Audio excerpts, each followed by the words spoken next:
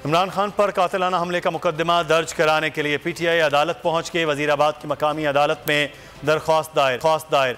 FIR दर्ज न करने वालों के खिलाफ ज़ाब्ता फौजदारी के तहत कार्रवाई की इस्तदा की गई है।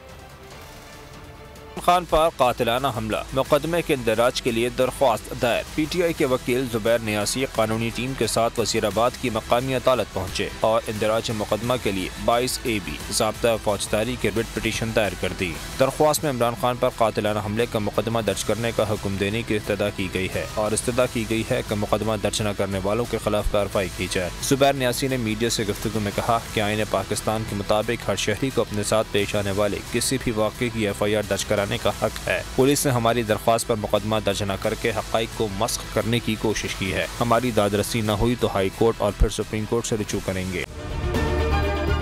अगर ये वीडियो आपको पसंद आई है तो हमारे चैनल को सब्सक्राइब कीजिए और बेल आइकॉन को क्लिक कीजिए। बहुत अच्छी कवरेज की है। ये मार्च की तो जबरदस्त कवरेज थी। बॉल की प्रॉब्लम सबसे बेस्ट थी। सबसे ज्यादा रील्स और सबसे ज्यादा रेटिंग के साथ बोल रहा नंबर 1।